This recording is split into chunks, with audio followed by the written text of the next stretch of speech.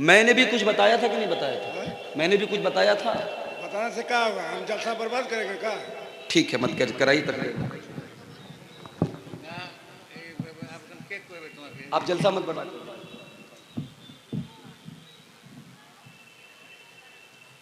क्या गुस्सा करके जाते हैं? सुने सुने सुने मौलाना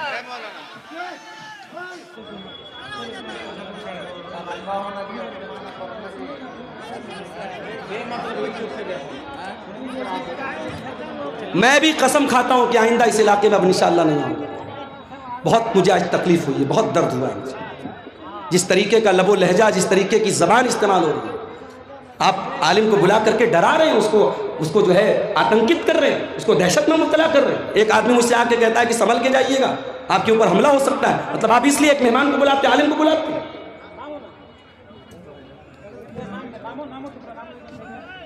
मैं मोहब्बत से, नरमी से बात कर रहा हूं, समझा रहा हूं, आपके फेवर की बात कर रहा हूं, और आप इस तरीके से मेरे साथ सलूक कर रहे हैं।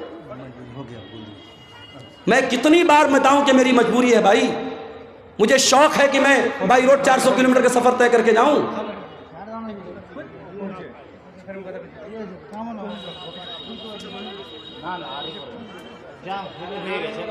मैं गवर्नमेंट टीचर हूं मदरसे में, वहां सुबह बायोमेट्रिक लगेगी, अंगूठा लगाना है मुझे।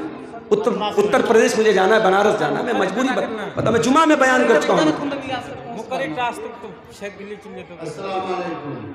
मौलाना साहब, आपसे मैं एक रिक्वेस्ट यही करता हूँ, जो आप जिस तरीका से इस धरना की दर्शा में प्रोग्राम दिए हैं और दर्शकों या पब्लिक हर जगह का आए हैं, आपके लिए आपका आवाज सुनने के लिए बहुत उम्मीद लेकर आए हैं। जिस टाइम आपसे आवाज सुनने के लिए आपको बैठना चाहिए, उस टाइम में आप उठ के जा रहे हैं। इसके लिए पब्लिक जो है परेशान है। दूसरी बात है, हमारी मदरसा का जो है साल का एक बार जलसा होते हैं। बहुत 4 लाख रुपया खर्चा करके हम लोग एक प्रोग्राम बना रहे हैं। मौलवी साहब, आप जो स्टेज से चला जा रहे हैं तो हमारी बहुत मदरसे का बहुत। ठीक है भाई, मैं स्टेज पर बैठ जाता हूँ। मैं नहीं जाता हूँ, मैं कल की छुट्टी किसी तरीके से ले लूँगा, मैं वहाँ तनख्वाह कटवा लूँगा, नौकरी को खतरे में, मैं मगर तकरीर नहीं कर सकता। जब आपकी इज्जत की बात है तो मेरी भी इज्जत की बात है। अगर आपको जलसा अपना लग रहा है कि बर्बाद हो जाएगा, मैं तो जान का खतरा मोल लेकर के जा रहा था ना। मैं नहीं जाऊंगा, ठीक है, मैं बैठ जाता हूँ स्टेज पर। अगर आपको लगता है कि आपके मेरे स्टेज पर बैठे रहने से आपका जलसा बर्बाद नहीं होगा तो बचा लीजिए जलसे को। मैं जलसे को बर्बाद नहीं करना चाहता। हमारे ऊपर बहुत सारे हुकूक हैं, बहुत सारे अधिकार हैं, बहुत सारे लोगों की जिम्मेदारी है, बहुत सारे लोगों का कर्तव्य है, रिस्पॉन्सिबिलिटी है। हम इस दुनिया में अकेले नहीं हैं। कोई हमारा बाप है, कोई हमारा भाई है, कोई हमारा चचा है, कोई हमारा पड़ोसी है, कोई हमारा रिश्तेदार है। तो कुरान करीम की जो ये आयत है, सूरह निसा की आयत नंबर 36, सूरह निसा की आयत नंबर 36, इस आयत में अल्लाह ताला ने 10 हुकूक बयान किए। और आज की हमारी तकरीर का जो वक्तव्य का जो विषय है, तकरीर का जो उन्वान है, वो कुरान की इसी आयत के अंदर जो 10 बातें बयान की गई है, वही 10 बातें बयान करूंगा। और उसके बाद इंशाअल्लाह आपके इदारे के लिए चंदा, और उसके बाद मैं आपसे रुखसत हो जाऊंगा। वाबुदुल्लाह वला तुशरिकू बिही शैआ, अल्लाह की इबादत करो और अल्लाह की इबादत के साथ किसी को शरीक न करो। ये पहला हक अल्लाह ने बयान किया। इस धरती पर हम आए हैं, इस दुनिया में हम आए हैं, उस पालनहार की, उस पैदा करने वाले की, उस सृष्टि करने वाले की हमें और आपको इबादत करना है। उसी के आगे सर झुकाना है, उसी से लौ लगाना है, उसी से मांगना है, उसी से डरना है, उसी से मोहब्बत करना है। अल्लाह की इबादत में हमें और आपको किसी को शरीक नहीं करना है मेरे प्यारे साथ। उसी एक अल्लाह की इबादत का इकरार 5 टाइम की नमाज में हर रकात में हम और आप करते हैं। इय्याका नअबुदु व इय्याका नस्तईन, आय अल्लाह हम तेरी ही इबादत करते हैं और तुझ ही से मदद मांगते हैं। हमारा माबूद भी तू है, हमारा मुश्किल कुशा भी तू है, हमारी बिगड़ी बनाने वाला भी तू है, बे औलाद को औलाद देने वाला भी तू है, निर्धन को धनवान बनाने वाला भी तू है, निर्बल को बलवान बनाने वाला भी तू है, कमजोर को ताकतवर बनाने वाला भी तू है, गरीब को अमीर बनाने वाला भी तू है, जलील को इज्जत देने वाला भी तू है और इज्जत वाले को जलील करने वाला भी तू है। व तु इज्जु मन तशा व तु जिल्लु मन तशा। आय अल्लाह, तू जिसको इज्जत दे दे उसको कोई जिल्लत देने वाला नहीं है, और तू जिसको जिल्लत दे दे उसको कोई इज्जत देने वाला नहीं है। ये है तौहीद, इसी का नाम है तौहीद, और इसी का अपोजिट है शिर्क। अल्लाह की नजर में सबसे बड़ी नेकी क्या है? तौहीद है, और सबसे बड़ा पाप क्या है? शिर्क। अगर आप बहुत बड़े नमाजी हैं, अगर आप 5 टाइम की नमाज पढ़ते हैं, रमजान का पूरा रोजा रखते हैं, हज कर चुके हैं, उम्रा कर चुके हैं, मस्जिद में मदरसा में खूब दान देते हैं, लेकिन अगर आपकी तौहीद गड़बड़ है, अगर आपने एक अल्लाह को छोड़ करके किसी और के ऊपर अपना विश्वास रखा है, अकीदा रखा है, आपने किसी कब्र पे जाकर के कब्र वाले से मांगा है, किसी पत्थर की मूर्त के आगे जाकर के हाथ जोड़ा है, किसी पेड़ किसी नदी की इबादत अगर इंसान ने की है, कान खोल करके सुन लो, अल्लाह कुरान में कहता है, कुल हल नुनब्बिउकुम बिल अक्सरीन आमाला अल्लज़ीना दल्ल सायुहुम फिल हयातिद दुनिया व हुम यहसबूना अन्नहुम युहसिनून सुना। अगर तौहीद नहीं है, सारी नेकी अल्लाह ताला के यहाँ बर्बाद हो जाएगी। हज बर्बाद, उम्रा बर्बाद, नमाजें बर्बाद, दान खैरात बर्बाद, ज़कात बर्बाद, कोई नेकी अल्लाह ताला के यहाँ उसका कोई मूल्य नहीं होगा, कोई वैल्यू नहीं होगी, कोई एतबार नहीं। इसीलिए अल्लाह के नबी फरमाते हैं, ला तुशरिक बिल्लाहि व इन कुतिलता व हुर्रिकता। खबरदार, अल्लाह के साथ कभी शिर्क मत करना। कत्ल कर दिया जाए, जान से मार दिया जाए, जला दिया जाए, अपनी जिंदगी को दांव पे लगाना पड़ जाए, जिंदगी को से हाथ धोना पड़ जाए, अपने आप को कत्ल करवाना पड़ जाए, ऐसे हालात आ जाएं, ऐसी परिस्थितियां आ जाएं, तब भी अपने ईमान से समझौता मत करना, अपनी तौहीद से समझौता मत करना। तो ये 10 बातों में पहली बात। और आगे बढ़िए, उसके बाद फरमाया व बिल वालिदैन एहसाना, और अपने माता पिता के साथ, अपने माँ बाप के साथ तुम अच्छा सलूक करते रहना। इस माँ ने 9 महीने तुमको पेट में रखा और अपनी जान पर खेल करके तुझको जन्म दिया और 2 साल तक तुझको अपना दूध पिलाया। इस बाप ने उंगली पकड़ करके तुझको चलना सिखाया। तेरे आराम के लिए गर्मी, जाड़ा और बरसात के हर मौसम में अपने आप को खटाता रहा, तपाता रहा। तेरे सर पे छत बनी रहे, तू तरक्की करे, तुझे इज्जत मिले, तुझे नाम मिले। तेरे बाप ने क्या क्या तकलीफें सही तू नहीं जानता। अपने माता पिता का सम्मान करो, आदर करो, अपने माँ बाप की इज्जत करो, उनके साथ हमेशा अच्छा सुनो। और अगर तुम्हारे माँ बाप बूढ़े हो जाएं, तुम्हारे पास जवानी है और तुम्हारे माँ बाप तुमको बुढ़ापे में मिले, खबरदार कोई ऐसा काम न करना, कोई ऐसी हरकत न करना कि बूढ़े माँ बाप की आंखों में आंसू आ जाए। फरमाया इम्मा यबलुगन्न इंदकल किबरा अहदुहुमा औ किलाहुमा फला तकुल लहुमा उफ्फिन वला तनहरहुमा वकुल लहुमा कौलन करीमा। अच्छा, আপনারা কি এইভাবে দাঁড়িয়ে থাকবেন? লোকজনকে কষ্ট দিয়ে আপনারা ভোট নেই জমাতে এসছেন নাকি? এদিকে যতজন লোক আছে, লোকেরা যদি না বসে তো ভলেন্টিয়ারদেরকে বলছি তোমরা টেনে ফেলে দাও, বাইরে করে রেখে, বাইরে করে রেখে এখান থেকে। আর তোমরা দাঁড়িয়ে আছো, দাঁড়িয়ে কোরআন হাদিসের কথা শুনতে হয়। এত ভরে ভরে জলসা শুনছো আর আমার কিছুই নাই তোমাদের।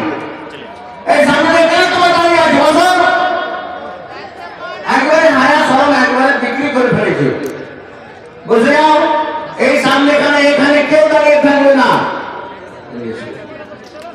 फरमाया तुम्हारे वालिदैन, तुम्हारे माँ बाप अगर बूढ़े हो जाएं और तुम जिंदा हो, तुम बाकी हो, तुम्हारे सामने माँ बाप बूढ़े हो जाएं, फला तकुल लहुमा उफ़्फ़िन, तो खबरदार अपने माँ बाप को उफ भी मत कहना, वला तनहरहुमा, उनसे डांट करके, उनसे बदतमीजी के साथ कभी बात मत करना।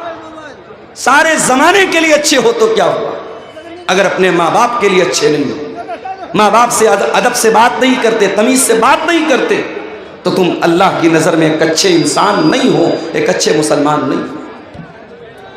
उसके बाद फरमाया वकुल लहुमा कौलन करीमा, और जब भी अपने माँ बाप से बात करो नम्रता के साथ बात करो, आदर के साथ बात करो, नरमी के साथ बात करो, कोमल स्वभाव के साथ बात करो, अच्छे लहजे में बात करो। उसके बाद फरमाया वक़्फ़िज़ लहुमा जनाहज़्ज़ुल्लि मिनर रहमा वक़ुर रब्बिरहमहुमा कमा रब्बयानी सगीरा, और अपने माँ बाप के लिए अपने नरमी के बाजू को बिछा दो, उनके लिए अपने आप को छोटा कर लो, कभी माँ बाप से ऊंचा बनने की कोशिश न करो, उनसे बड़ा बनने की कोशिश न करो। और ये दुआ भी अल्लाह ने सिखा दी, हर बच्चे को, हर लड़के को, हर लड़की को अपने माता पिता के लिए दुआ करनी चाहिए, रब्बिरहमहुमा कमा रब्बयानी सगीरा, ऐ परवरदिगार, ऐ अल्लाह, ऐ हमारे पालनहार, हमारे माँ बाप ने बहुत कष्ट सह करके हमको पाला है, बहुत तकलीफ सह करके हमको पाला है, ऐ अल्लाह तू हमारे माता पिता पर दया फरमा, कृपा फरमा, रहम फरमा, करम फरमा। माँ बाप मेरे भाइयों हमारे वजूद का जरिया बनते हैं। चुप हो जाओ भाई, काहे काहे बोल रहे बार बार, चुप हो जाओ, खामोश रहो। बात करना है थोड़ा दूर जाके बात करो, स्टेज के पास बात मत करो। फिर तुम ऐसे करके हमारे फरमाया कि अपने माँ बाप के साथ नरमी के साथ बात करो। अल्लाह के नबी के पास एक साहबी आते हैं, सवाल करते हैं अल्लाह के नबी मन अहक्कुन नास बिहुस्न सहाबती, अय अल्लाह के नबी मैं सबसे अच्छा व्यवहार किसके साथ करूं, सबसे अच्छा सलूक मुझे किसके साथ करना चाहिए, मुझे दुनिया में सबसे अच्छे तरीके से किसके साथ पेश आना चाहिए। आपने फरमाया उम्मुका, अपनी माँ के साथ। पूछा अल्लाह के नबी उसके बाद किसका नंबर है, आपने फरमाया अपनी माँ के साथ। फिर पूछा उसके बाद किसका नंबर है, आपने फरमाया अपनी माँ के साथ। चौथे नंबर पर आपने फरमाया बाप के साथ। माँ का हक ज़्यादा है, माँ ज़्यादा कष्ट सहती है, माँ ज़्यादा तकलीफ उठाती है। माँ का नाम अल्लाह के नबी ने 3 बार दिया है। मेरे प्यारे साथियों, हम माँ बाप के साथ जितना भी अच्छा सलूक कर लें, हम उनके एहसान का बदला नहीं चुका सकते, उनके एहसान का बदला नहीं उतार सकते। हजरत अब्दुल्ला बिन उमर ने देखा कि एक आदमी खाने काबा का तवाफ कर रहा है और अपनी माँ को अपने कंधे पर बिठा करके तवाफ कर रहा है, अपनी माँ को अपने कंधे पर बिठा करके अल्लाह के घर का तवाफ कर रहा है। हजरत अब्दुल्ला बिन उमर ने कहा, उस आदमी ने अब्दुल्ला बिन उमर से कहा कि अय अब्दुल्ला बिन उमर, आज मैंने अपनी माँ को तवाफ करा दिया, आज मैंने उम्रा करा दिया, आज मैंने माँ का हक अदा कर दिया। अल्लाह के प्यार हजरत अब्दुल्ला बिन उमर ने फरमाया कि वला ज़फ़रतन, अय मेरे भाई, अभी तो तेरी माँ ने तुझको जन्म देने के टाइम तेरी माँ को जो पीड़ा हुई थी, जो दर्द हुआ था, तेरी माँ की जुबान से जो आ की आवाज़ निकली थी, अभी तो तूने उस आवाज़ का भी हक अदा नहीं किया है। उनका हक अदा नहीं कर सकते। कोशिश करो कि हमारे माँ बाप को हमारी वजह से कोई दुख न हो। ठीक है, वो गलत हो सकते हैं, एक उम्र आती है जब माँ बाप बूढ़े हो जाते हैं, चिड़चिड़ापन आ जाता है, बच्चों की तरह बचपना आ जाता है, जिद आ जाती है, ये सोच करके नज़रअंदाज कर दो। कभी हम भी छोटे थे, हम भी जिद करते थे, हम भी बहुत सारी बातों के लिए अपने माँ बाप को परेशान करते थे, हमारे माँ बाप बहुत सहते थे। आज हमारा नंबर है, आज हमारी बारी है। अल्लाह ने कहा कि अपने माँ बाप के साथ अच्छा सलूक करो। उसके बाद नंबर 3, वबिज़िल क़ुरबा, और अपने रिश्तेदारों के साथ भी अच्छा सलूक करो। कोई तुम्हारा भाई है, कोई तुम्हारा चाचा है, कोई तुम्हारा ताया है, कोई तुम्हारा दादा है, कोई नाना है, कोई ससुर है, ये जितने रिश्तेदार हैं तुम्हारे, ये रिश्ते तुमने नहीं बनाए, ये रिश्ते अल्लाह ताला ने बनाए हैं। अपने इन रिश्तेदारों के साथ भी तुम अच्छा सलूक करो। उनकी खुशी में शामिल हुआ करो, उनके गम में शामिल हुआ करो। कुछ नहीं कर सकते तो कम से कम मीठे अल्फाज बोल दिया करो ताकि उनके दिल को खुशी मिल जाए, उनके दिल को तसल्ली मिल जाए। अल्लाह के नबी के पास एक आदमी आया, उसने कहा अल्लाह के नबी मेरे कुछ रिश्तेदार हैं, मैं उनके साथ अच्छा सलूक करता हूँ लेकिन वो मेरे साथ बुरा सलूक करते हैं। मैं उनके साथ नरमी का व्यवहार करता हूँ, वो मेरे साथ बदतमीजी करते हैं। अय अल्लाह के नबी मुझे क्या करना चाहिए? आपने फरमाया जैसा तुम बयान कर रहे हो, जैसा तुम बता रहे हो, अगर तुम अपने रिश्तेदारों के साथ ऐसा ही कर रहे हो फकअन्नमा तुसिफ़ुहुमुल मल्ला, तो तुम उनके मुंह में जहन्नम की आग की राख भर रहे हो। यानी तुम तो अच्छा काम कर रहे हो लेकिन वो बदतमीजी करके, वो गलत काम करके, वो तुम्हारे साथ गलत सलूक करके अपने आप को जहन्नम का हकदार बना रहे हैं। उसके बाद अल्लाह के नबी ने फरमाया ऐ मेरे सहाबी, तुम जब तक अपने रिश्तेदार की मदद करते रहोगे, उसका सपोर्ट करते रहोगे, उसके साथ अच्छा सलूक करते रहोगे, अल्लाह का एक फरिश्ता हर वक्त तुम्हारे साथ रहेगा, तुम्हारी मदद करेगा।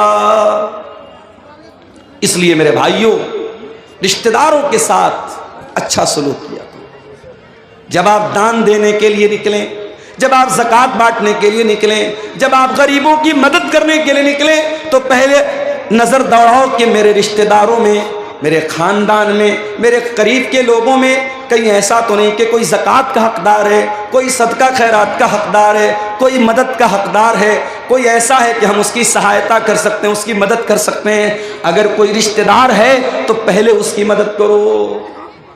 अल्लाह के प्यारे नबी फरमाते हैं अस्सदक़तु अला ज़िर्रहिम सिंतान, रिश्तेदार को सदका करने से, रिश्तेदार को दान देने से डबल सवाब मिलेगा। सदक़तुन वसिलतुन, सदका का सवाब भी मिलेगा, दान देने का सवाब भी मिलेगा और रिश्तेदारी को जोड़ने का भी सवाब मिलेगा। आप लोग तो गांव के रहने वाले हैं, गांव में तो अभी भी बहुत अच्छे हालात हैं, शहर के हालात बहुत बुरे हैं। मुंबई में मैं गया, एक आदमी फ्लैट में रहता है, ग्राउंड फ्लोर से 8-9 फ्लोर के ऊपर उसका रूम है, कमरा है, 20 साल से वो रहता है। उसके पड़ोस में कौन रहता है, उसके पड़ोसी का नाम क्या है, 20 साल में उसको ये जानने की भी कभी तौफीक नहीं है। ये बड़े बड़े शहरों का ये हाल है मेरे भाई। कौन जीता है, कौन मरता है, जैसे हम कार से जाते हैं, कोई कुत्ता मरा है, कोई बिल्ली मरी है, हम उसको देखते भी नहीं है। वो हालत आज ही इंसान इतना खुद गर्ज हो चुका है, इंसान इतना सेल्फिश हो चुका है, इतना स्वार्थी हो चुका है कि आज कौन जी रहा है, कौन मर रहा है, इंसान को इसकी टेंशन नहीं, इसकी चिंता नहीं। इस्लाम मेरे प्यारे भाइयों इतना खुद गर्ज बनने की इजाजत नहीं देता। इस्लाम ये कहता है तुम दुनिया में अकेले तो नहीं आए हो, एक परिवार के सदस्य बन कर के आए हो, एक फैमिली के मेंबर बन कर के आए हो।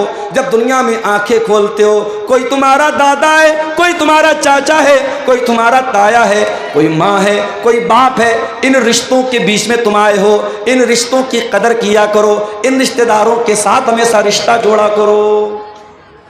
और एक तरीका आपको बताऊं माल में बरकत हासिल करने का। अगर आप ये चाहते हैं कि आपके माल में बरकत पैदा हो, आपके पैसे में बरकत आ जाए, आपके घर में ढेर सारा पैसा आ जाए, आइए आपको एक तरीका बताता हूं।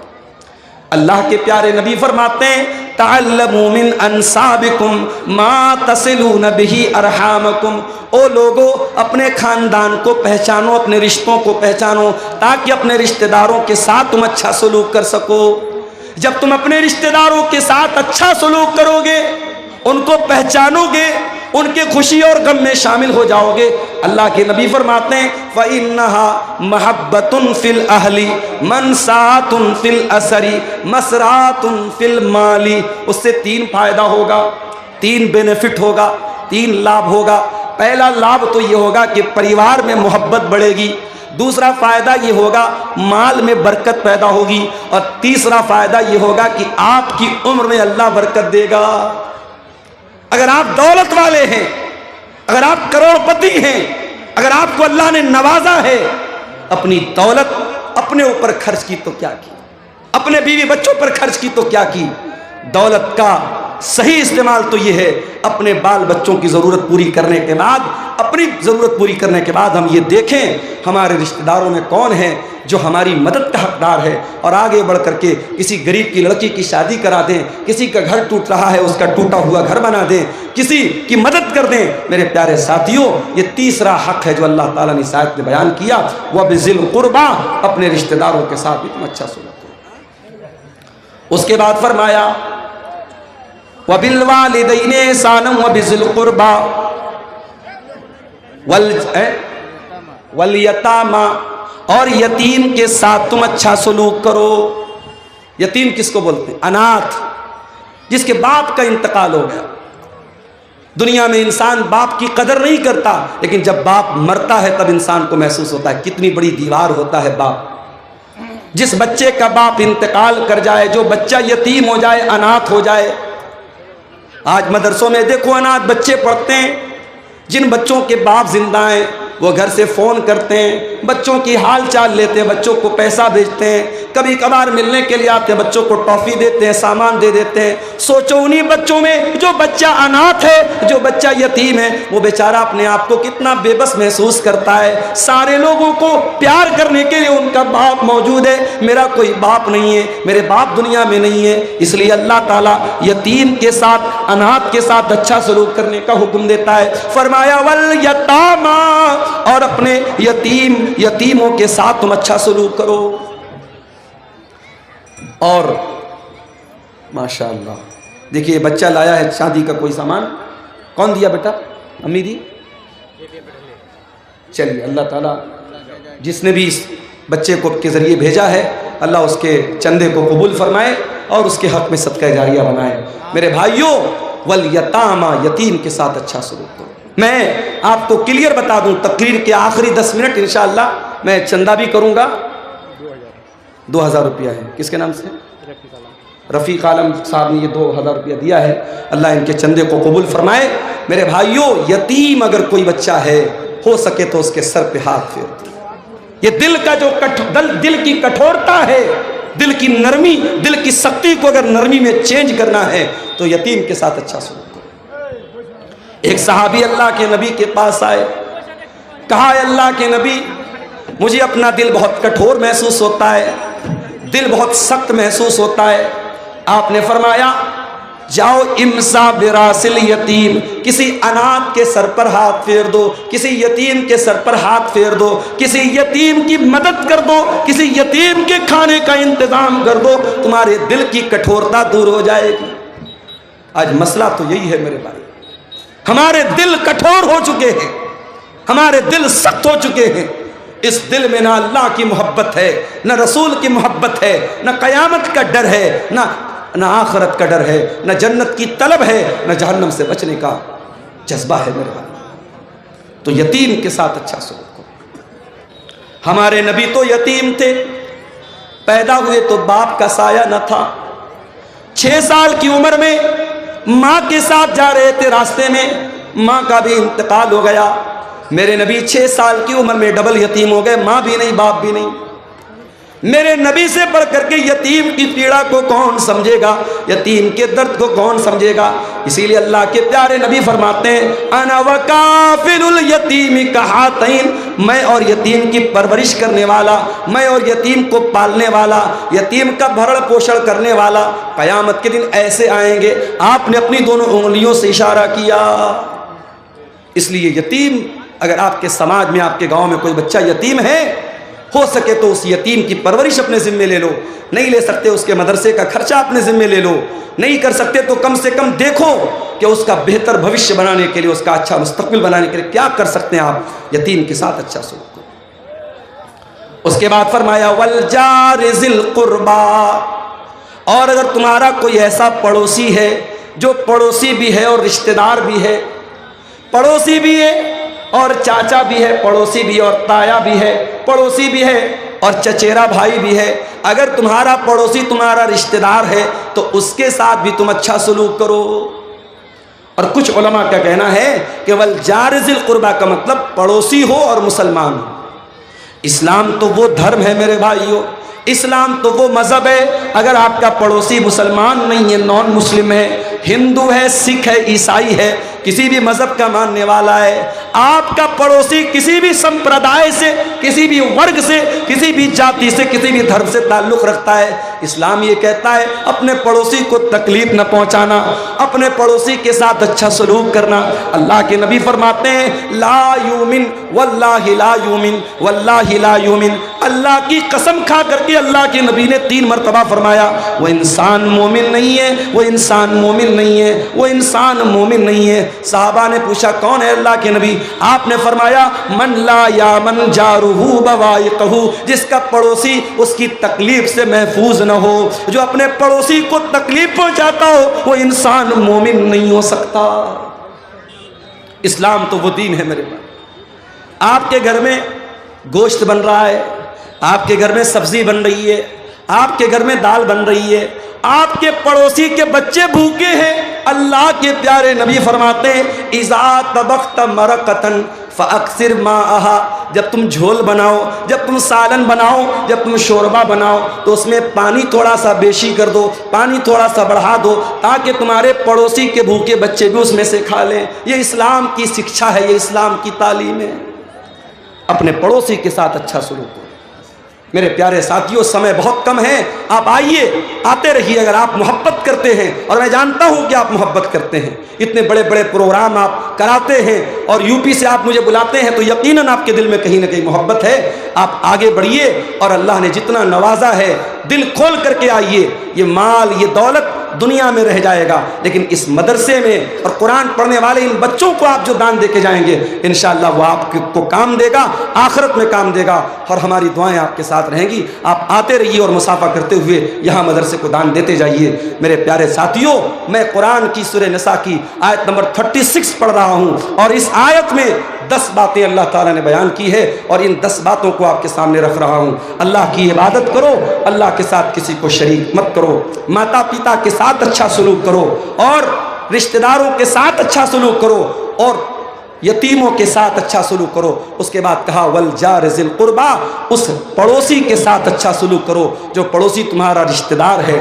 उसके बाद फरमाया वल जारिल जुनुबी, और उस पड़ोसी के साथ भी तुम अच्छा सलूक करो जो पड़ोसी तो है मगर अजनबी है, तुम्हारा रिश्तेदार नहीं है, तुम्हारा रिलेटिव नहीं है, तुम्हारा संबंधी नहीं है।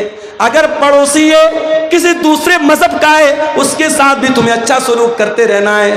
उसके बाद फरमाया वस्साहिबी बिल जंबी, और अपनी यात्रा में, अपने सफ़र में, तुम बस में जा रहे हो, तुम ट्रेन में जा रहे हो, तुम कार में जा रहे हो, तुम्हारे साथ जो सहयात्री है, जो तुम्हारे साथ को पैसेंजर है, जो तुम्हारे साथ सफ़र कर रहा है, उसके साथ भी तुमको अच्छा सलूक करना है। यहाँ ट्रेन पर हम देखते हैं साहब, ट्रेन के डब्बे के बीचों बीच जाए नमाज बिछा करके नमाज पढ़ने लगते। गलत है, ये इस्लाम की शिक्षा नहीं है। किसी दूसरे का आप आना जाना बंद करके, उसका रास्ता बंद करके आप नमाज पढ़ें। किसी ने वीडियो बना के वायरल कर दिया तो 1-2 जगह केस भी हो गया, वो केस ना भी हो तब भी इस्लाम की ये शिक्षा नहीं है। मेरे भाई, आप ट्रेन में हैं, अगर आप रिजर्वेशन करा के जा रहे हैं और आप आराम से अपनी सीट पर बैठ करके नमाज पढ़ सकते हैं, अपनी सीट पर बैठ करके नमाज पढ़ लीजिए, कोई मसला नहीं। उलमा का फतवा मौजूद है, ट्रेन की सवारी हमारे अपने कंट्रोल की सवारी नहीं है। कार से जा रहे हैं, कार को रोक सकते हैं, घोड़े से जा रहे हैं, घोड़े को रोक सकते हैं, ऊंट को रोक सकते हैं, ट्रेन तो हमारे रोकने से नहीं रुकेगी। तो ट्रेन पर आप अपनी सीट पर जहां बैठे हैं उसी तरीके से आप नमाज पढ़ लीजिए। अब कोई पूछे मौलवी साहब, ट्रेन तो हमारी पूरब की ओर जा रही है और हमें नमाज तो पश्चिम की ओर पढ़ना है, तब कैसे पढ़ेंगे? अगर पॉसिबल है, अगर ट्रेन पर अपनी सीट पर बैठे बैठे आप पश्चिम की तरफ, किबला की तरफ मुंह करके नमाज पढ़ सकते हैं तो कोशिश करके पढ़ लीजिए। और अगर पॉसिबल नहीं है, ऐनमा तुवल्लू फसम्म वजहुल्लाह, ट्रेन में मजबूरी की हालत है, आपको जिधर सहूलत हो उधर मुंह करके नमाज पढ़ लीजिए। और अगर ट्रेन की सीट पर बैठे बैठे नमाज पढ़ना पॉसिबल नहीं है और रास्ते में कोई स्टेशन आता है जहां 15 मिनट 20 मिनट गाड़ी रुकती है और स्टेशन पर किसी कोने में आपको जगह मिलती है, वहां पढ़ लीजिए। और अगर ये भी पॉसिबल नहीं है तो फिर आप अपनी जर्नी को ख़त्म करने के बाद, अपनी यात्रा को ख़त्म करने के बाद, जब आपका लास्ट स्टॉपेज आए, जब आप अपनी मंजिल पर पहुँचे, तो ट्रेन में जितनी नमाज छूटी है पढ़ लें। हालात आप देश के देख रहे हैं मेरे प्यारे साथियों। इस्लाम ये तालीम नहीं देता है आपकी नमाज से किसी को तकलीफ़ पहुँचे, आपकी ज़ात से किसी को तकलीफ़ पहुँचे। फरमाया वस्साहिबि बिल जंबी, अपने सफ़र के साथी के साथ भी अच्छा सलूक करो। वब्नि सबील, और जो मुसाफिर है अपने घर में वो बहुत पैसे वाला है, लेकिन आपके यहाँ वो सफ़र में आया था, उसका किसी ने पॉकेट मार दिया, उसका पर्स चोरी हो गया, उसका बैग चोरी हो गया, या कोई आपके घर में मेहमान बन के आया है। फरमाया वब्नि सबील, अपने मेहमान के साथ भी तुम्हें अच्छा सलूक करना है, मेहमान को अच्छा खिलाना है, मेहमान को अच्छी इज्जत देना है। इस्लाम की एक तालीम ये भी है मेरे भाई। हज़रत इब्राहीम अलैहिस्सलाम के घर में मेहमान आए। कौन आए? फरिश्ते आए। इब्राहीम अलैहिस्सलाम पहचान नहीं पाए क्योंकि वो इंसान की शक्ल में आए थे, बड़े खूबसूरत खूबसूरत शक्ल में आए थे। हज़रत इब्राहीम अलैहिस्सलाम जल्दी से गए और बछड़े का गोश्त बना करके लाए, बछड़े को भून करके लाए और उनके सामने पेश किया।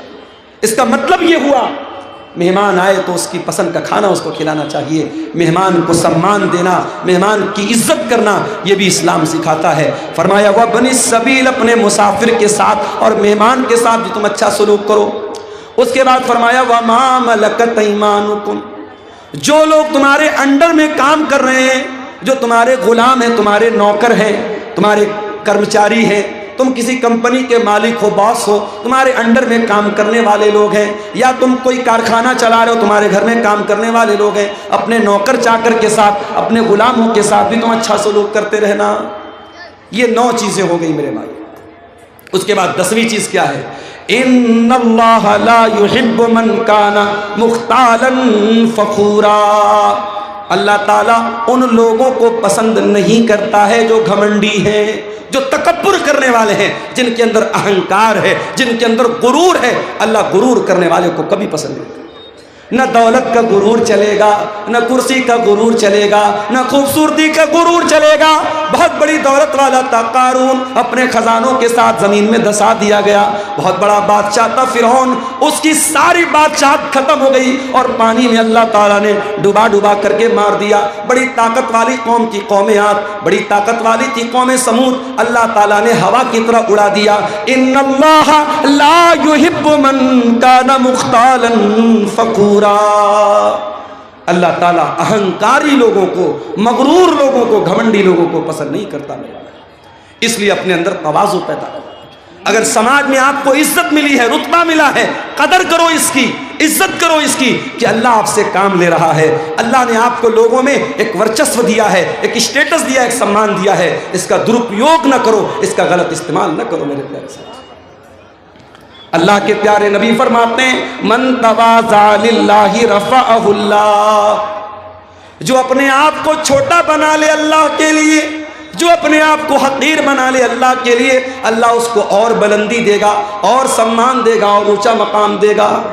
तो ये 10 बातें हैं मेरे प्यारे साथियों जो सूरह निसा की आयत नंबर 36 में अल्लाह ताला ने हमारे सामने बयान की है।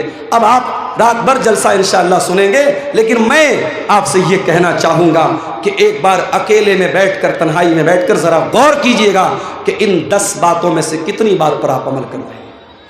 पहली चीज़ क्या है? अल्लाह की इबादत करना, और अल्लाह की इबादत में किसी को शरीक न करना। कभी गौर कर लेना घर में जाके, कहीं ऐसा तो नहीं कि हमारे घर में भी बच्चे तावीज़ पहन रहे हैं, हमारे घर में भी बच्चों के माथे पर काला टीका लगाया जा रहा है, हमारे घर की औरतें भी टोने टोटके कर रही हैं, गलत रास्तों पे जा रही हैं। अगर हो रहा है तो जाके बंद करा दो मेरे भाइयों, अपने अकीदे और अपनी तौहीद को बर्बाद मत करो। दूसरी चीज़, माता पिता के साथ अच्छा सलूक करें। अगर आपके घर में आपके माँ बाप तकलीफ में हैं, आप इस आयत पर अमल नहीं कर रहे हैं, आप जाइए माँ से माफ़ी मांगिए, बाप से माफ़ी मांगिए, और यकीन रखिए जब तक माँ जिंदा है माफ़ी मांग सकते हो, बाप जिंदा है माफ़ी मांग सकते हो। माँ चली गई, बाप चला गया, पछताओगे कि काश मैंने माफ़ी मांग ली होती, काश मैंने अच्छा सलूक किया होता। आज इंसान 4 पैसे कमाता है, माँ की दवा के पैसे उसके पास नहीं है, बाप के इलाज के पैसे उसके पास। अरे ऐसी दौलत इकट्ठा करके क्या करेगा कि कि तेरी माँ इलाज के अभाव से मर जाए, तेरा बाप छोटी छोटी चीज़ों के लिए दूसरों का मोहताज बन जाए। अपने माँ बाप के साथ अच्छा सलूक करो मेरे भाई, रिश्तेदारों के साथ अच्छा सलूक करो, यतीमों के साथ अच्छा सलूक करो, पड़ोसियों के साथ अच्छा सलूक करो। दूर के पड़ोसी हैं या कोई गैर मुस्लिम पड़ोसी है, नॉन मुस्लिम पड़ोसी है, उसके साथ भी आपको अच्छा सलूक करना है। सफ़र का साथी है, उसके साथ भी आपको अच्छा सलूक करना है। मुसाफिर है, मेहमान है, उसका भी आपको सम्मान करना है। और आपका नौकर चाकर गुलाम लौंडी, ज़माने में गुलाम लौंडी होते थे, आज के ज़माने में नौकर चाकर हैं, इनके साथ भी अच्छा सलूक करना है। और 10वीं चीज़ ये है, अपने आप को अहंकार और गुरूर से बचाना है। मेरे भाइयों, अब आप आइए, मैं चंदे का काम शुरू कर रहा हूँ, आप आते जाइए। और जो अल्लाह ताला ने आपको नवाजा है, मैं जानता हूँ आप जलसे में आते हैं, तैयारी के साथ आते हैं और दान देने के लिए आते हैं। मेरे हाथ पे आप मुसाफा करते हुए, जो भी आप इस इदारे के लिए, ये बच्चे कुरान का हिफ्ज़ कर रहे हैं यहाँ, और अल्लाह के नबी की हदीस है, खैरुकुम मन तअल्लमल कुरान व अल्लमहु, तुम में सबसे बेहतरीन इंसान वो है जो कुरान को सीखता है, सिखाता है। मेरे अजीज़ों, ये हिफ्ज़ कुरान का मदरसा है। और आप, मैंने देखा कई लोगों ने कुरान भी यहाँ पे मदरसे के बच्चों के लिए दिया है। आप कुरान भी दे सकते हैं, आप रकम भी दे सकते हैं। इन बच्चों के साल भर के तालीम पर और इनके खान पान पर जो खर्च आएगा, उसमें भी आप ताउन कर सकते हैं। आप आगे बढ़िए और इस मदरसे का ताउन मेरे हाथ पे आप करते हुए जाइए। मैं दोनों तरफ से, मैं मेरे भाइयों मजबूरी समझ रहा हूँ, मेरी भी मजबूरी है, जलसे वालों की भी मजबूरी है। हम जानते हैं जलसा चंदे के लिए होता है, इदारे के लिए होता है। कोई भी जलसे वाला ये नहीं चाहेगा इतना बड़ा जलसा और इतना बड़ा पिंडाल लगाने के बाद जो उसका एक टारगेट है जलसे का और मदरसे को जो एक रकम चाहिए, अगर वो रकम ना हो तो ये मकसद फेल हो सकता है। ये हमारे किसी भाई ने 500 रुपया दिया है। आइए, आगे बढ़िए, मत बैठे रहिए, उठ करके आइए। मेरे हाथ पे जो भी आप 1000 2000 दे सकते हैं, दे करके आइए। हमारे बाद मौलाना हुसैन अहमद सलफ़ी साहब अररिया के, बहुत बेहतरीन मिष्टी ज़ुबान उनकी है, मिष्टी भाषा है, मंगला ज़ुबान के अच्छे मुक़र्रिर हैं। ये हमारे किसी भाई ने 100 रुपया दिया है। मेरे भाई, मुसाफिर की दुआ है और एक आलिम की दुआ, खतीब की दुआ है। इंशाअल्लाह अल्लाह ताला इस चंदे को कबूल करेगा और आपको अल्लाह ताला आपके दान के बदले इसको आपके लिए सदक़े जारिया बनाएगा। आगे बढ़िए। हाँ, ठीक है, ठीक है। हो, सकता है ये